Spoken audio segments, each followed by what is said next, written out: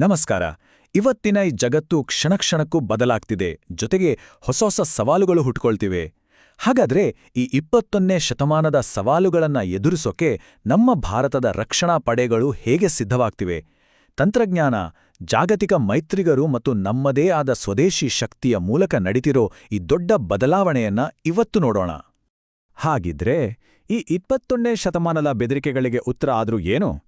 ಭಾರತದ ಕಾರ್ಯತಂತ್ರ ನೋಡಿ 2 ಪ್ರಮುಖ ದಾರಿಗಳನ್ನ ಹಿಡಿದಿದೆ. ಒಂದು, ಜಗತ್ತಿನ ಪ್ರಬಲ ರಾಷ್ಟ್ರಗಳ ಜೊತೆ ಸೇರಿ ಬಲವಾದ ಮೈತ್ರಿಗಳನ್ನ ಮಾಡಿಕೊಳ್ಳೋದು. ಇನ್ನೊಂದು, ಯಾರ ಮೇಲೂ ಅವಲಂಬಿತರಾಗದೆ ನಮ್ಮ ಕಾಲ ಮೇಲೆ ನಾವೇ ನಿಲ್ಲುವ ಆತ್ಮನಿರ್ಭರತೆ. ಈ 2 ದಾರಿಗಳು ನಮ್ಮ ರಕ್ಷಣಾ ವ್ಯವಸ್ಥೆಯನ್ನ ಹೇಗೆ ಬಲಪಡಿಸ್ತಿವೆ ಅಂತ ನೋಡೋಣ ಬನ್ನಿ. ಸರಿ, ಈ ಇಡೀ ಚಿತ್ರಣವನ್ನ ಅರ್ಥ ಮಾಡಿಕೊಳ್ಳೋಕೆ ನಾವಿದನ್ನ 4 ಪ್ರಮುಖ ಭಾಗಗಳಾಗಿ ನೋಡೋಣ. ಮೊದಲನೇದಾಗಿ ಜಾಗತಿಕ ಮೈತ್ರಿಗಳು, ನಂತರ ನಮ್ಮ ಸ್ವಂತ ಶಸ್ತ್ರಾಗಾರ, ಆಮೇಲೆ ನಮ್ಮ ಕಡಲ ಭದ್ರತೆ ಮತ್ತು ಕೊನೆದಾನಿ ಭವಿಷ್ಯದ ಸವಾಲುಗಳಿಗೆ ನಮ್ಮ ಸಿದ್ಧತೆ ಹೇಗಿದೆ ಅಂತ. ಹಾಗಿದ್ರೆ ಮೊದಲಿಗೆ ಮೈತ್ರಿಗಳ ಬಗ್ಗೆನೇ ಶುರು ಮಾಡೋಣ. ನಮ್ಮ ಮೊದಲ ನಿಲುಗಡೆ ಅಂತಾರಾಷ್ಟ್ರೀಯ ಮೈತ್ರಿಗಳು. ನೋಡಿ, ಸೇನಾ ಸಮರಾಭ್ಯಾಸಗಳು ಅಂದ್ರೆ ಕೇವಲ ಯುದ್ಧದ ತಾಲೀಮು ಮಾತ್ರ ಅಲ್ಲ, ಇವು ರಾಜತಾಂತ್ರಿಕತೆ ಅಂಗಳದಲ್ಲೂ ಬಹಳ ಮುಖ್ಯವಾದ ಪಾತ್ರ ವಹಿಸುತ್ತವೆ. ಅಂದ್ರೆ ಇದು ಬೇರೆ ಬೇರೆ ದೇಶಗಳ ಸೇನೆಗಳ ಜೊತೆ ಸೇರಿ ಕೆಲಸ ಮಾಡುವ, ಒಬ್ಬರನ್ನೊಬ್ಬರು ಅರ್ಥ ಮಾಡಿಕೊಳ್ಳುವ ಮತ್ತು ವಿಶ್ವಾಸವನ್ನ ಗಟ್ಟಿಗೊಳಿಸುವ ಒಂದು ಮಾರ್ಗ.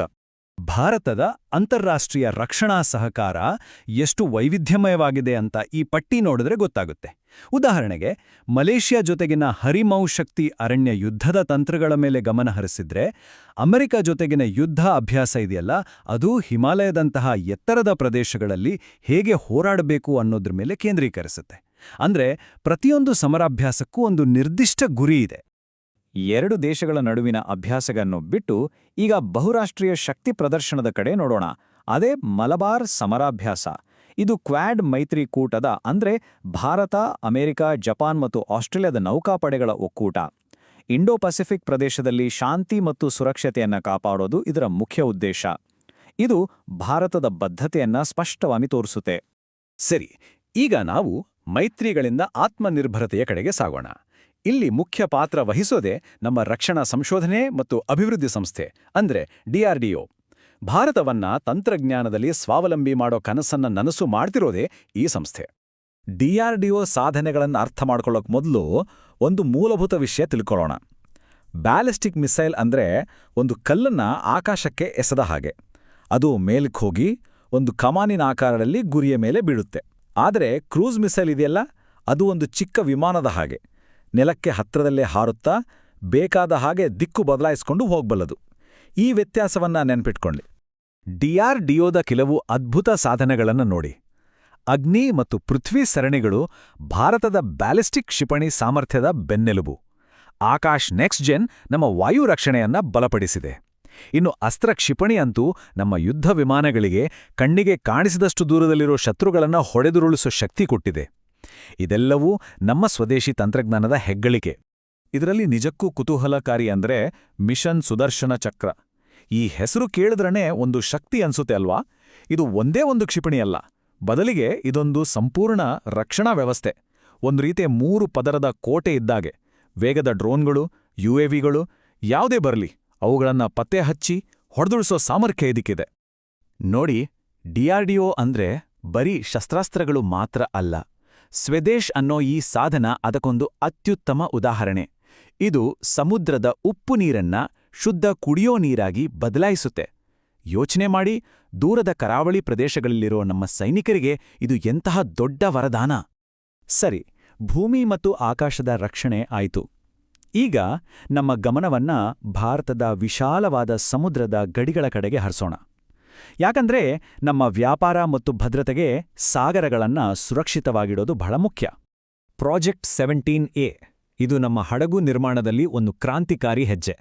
ಇದರ ಅಡಿಯಲ್ಲಿ 7 ಅತ್ಯಾಧುನಿಕ ಯುದ್ಧನೌಕೆಗಳನ್ನ ಸಂಪೂರ್ಣವಾಗಿ ನಮ್ಮ ದೇಶದಲ್ಲೇ ಕಟ್ಟಲಾಗ್ತಿದೆ. ಇದರ ವಿಶೇಷತೆ ಅಂದ್ರೆ ಸ್ಟೆಲ್ತ್ ತಂತ್ರಜ್ಞಾನ. ಅಂದ್ರೆ ಶತ್ರುಗಳ ರಾಡಾರ್ ಕಣ್ಣಿಗೆ ಸುಲಭವಾಗಿ ಬೀಳದೆ ಕಾರ್ಯಾಚರಣೆ ಮಾಡೋ ಸಾಮರ್ಥ್ಯ. ಮತ್ತು ಇದು ಬರೀ ಕಾಗದದ ಮೇಲಿನ ಯೋಜನೆಯಲ್ಲ, ಇದು ವಾಸ್ತವ. ಪ್ರಾಜೆಕ್ಟ್ 17A ಅಡಿಯಲ್ಲಿ 5ನೇ ಹಡಗು INS ತಾರಾಗಿರಿ ಇತ್ತೀಚೆಗೆ ಸೇವೆಗೆ ಸೇರ್ಪಡೆಯಾಗಿದೆ. ಇದು ಮೇಕ್ ಇನ್ ಇಂಡಿಯಾದ ಒಂದು ಜೀವಂತ ಉದಾಹರಣೆ ಅಂತಾನೇ ಹೇಳ್ಬೋದು. ಈ ದೃಶ್ಯ ನೋಡಿ ನಿಜಕ್ಕೂ ರೋಮಾಂಚನಕಾರಿ. ಇದು ಇತಿಹಾಸದಲ್ಲೇ ಮೊದಲು. ನಮ್ಮ ಮೂರೂ ಸೇನೆಗಳ ಅಂದ್ರೆ ಆರ್ಮಿ, ನೇವಿ ಮತ್ತು ಏರ್ಫೋರ್ಸ್ನ ಮಹಿಳಾ ಅಧಿಕಾರಿಗಳು ಸೇರಿ ಇಡೀ ಜಗತ್ತನ್ನೇ ಸುತ್ತುವ ನೌಕಾಯಾನಕ್ಕೆ ಹೊರಟಿದ್ದಾರೆ. ಇದು ಕೇವಲ ಒಂದು ಸಾಹಸ ಯಾತ್ರೆಯಲ್ಲ, ಇದು ನಾರಿ ಶಕ್ತಿ ಮತ್ತು ನಮ್ಮ ಸಶಸ್ತ್ರ ಪಡೆಗಳ ಆಧುನಿಕ ಮನೋಭಾವದ ಪ್ರತೀಕ. ನೌಕಾಪಡೆಯ ಜೊತೆಗೆ ನಮ್ಮ ಕರಾವಳಿ ಕಾವಲು ಪಡೆ ಕೂಡ ಬಹಳ ಮುಖ್ಯವಾದ ಪಾತ್ರ ವಹಿಸುತ್ತೆ.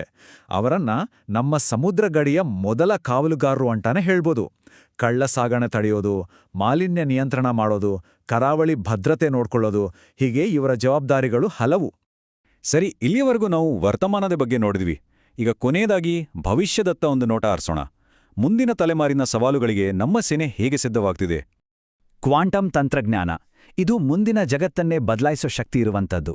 ಭಾರತ ಮಿಲಿಟರಿ ಕ್ವಾಂಟಮ್ ಮಿಷನ್ ಮೂಲಕ ಈ ಕ್ಷೇತ್ರಕ್ಕೆ ಟಾಲಿಟ್ಟಿದೆ. ಇದರ ಗುರಿಯೇನು? ಅತ್ಯಂತ ಸುರಕ್ಷಿತವಾದ ಸಂವಹನ, ಊಹೆಗೂ ಮೀರಿದ ವೇಗದ ಕಂಪ್ಯೂಟಿಂಗ್, ಒಟ್ಟಿನಲ್ಲಿ ರಕ್ಷಣಾ ತಂತ್ರಜ್ಞಾನದಲ್ಲಿ ಒಂದು ದೊಡ್ಡ ಜಿಗಿತು ಸಾಧಿಸೋದು ಇದರ ಉದ್ದೇಶ. ಯುದ್ಧದಲ್ಲಿ ರಾತ್ರಿಯ ಹೊತ್ತು ಯಾರು ಹೆಚ್ಚು ಸ್ಪಷ್ಟವಾಗಿ ನೋಡಬಲ್ಲರೋ ಅವರಿಗೆ ಗೆಲುವು ಬಹುತೇಕ ನಿಶ್ಚಿತ. ಇದೇ ಕಾರಣಕ್ಕೆ ಆಂಧ್ರಪ್ರದೇಶದಲ್ಲಿ ಸ್ಥಾಪನೆಯಾದ ಈ ಹೊಸ ನೈಟ್ ವಿಷನ್ ಫ್ಯಾಕ್ಟರಿ ಬಹಳ ಮುಖ್ಯ. ಇನ್ಮುಂದೆ ನಮ್ಮ ಸೈನಿಕರಿಗೆ ಬೇಕಾದ ರಾತ್ರಿ ದೃಷ್ಟಿ ಉಪಕರಣಗಳು ನಮ್ಮ ದೇಶದಲ್ಲೇ ತಯಾರಾಗುತ್ತೆ. ಇದು ಆತ್ಮನಿರ್ಭರತೆಯ ಕಡೆಗೆ ಮತ್ತೊಂದು ದೊಡ್ಡ ಹೆಜ್ಜೆ. ಹಾಗಿದ್ರೆ ನೋಡಿ, ಒಂದು ಕಡೆ ಜಾಗತಿಕ ಮೈತ್ರಿಗಳು, ಇನ್ನೊಂದು ಕಡೆ ನಮ್ಮದೇ ಸ್ವದೇಶಿ ತಂತ್ರಜ್ಞಾನ. ಈ ಎರಡೂ ಶಕ್ತಿಗಳಿಂದ ಭಾರತದ ರಕ್ಷಣಾ ಪಡೆಗಳು ಹಿಂದೆಂದಿಗಿಂತಲೂ ಬಲಿಷ್ಠವಾಗಿವೆ. ಆದರೆ ಈ ವೇಗವಾಗಿ ಬದಲಾಗ್ತಿರುವ ಜಗತ್ತಿನಲ್ಲಿ ನಮ್ಮ ಮುಂದಿರುವ ಮುಂದಿನ ದೊಡ್ಡ ಸವಾಲು ಯಾವುದು? ಈ ಪ್ರಶ್ನೆಯೊಂದಿಗೆ ಇನ್ನೂ ಈ ತರಹ ಹೆಚ್ಚು ವಿಡಿಯೋಗಾಗಿ ನಮ್ಮ ಚಾನೆಲ್ ಸಬ್ಸ್ಕ್ರೈಬ್ ಮಾಡ್ಕೊಳ್ಳಿ. ಹಾಗೆ ನಿಮ್ಮ ಅನಿಸಿಕೆನ ಕೆಳಗಡೆ ಕಮೆಂಟ್ ಮಾಡಿ. ಹೌದು. ಸಿಗೋಣ ಮುಂದಿನ ವಿಡಿಯೋದಲ್ಲಿ. ನಮಸ್ಕಾರ.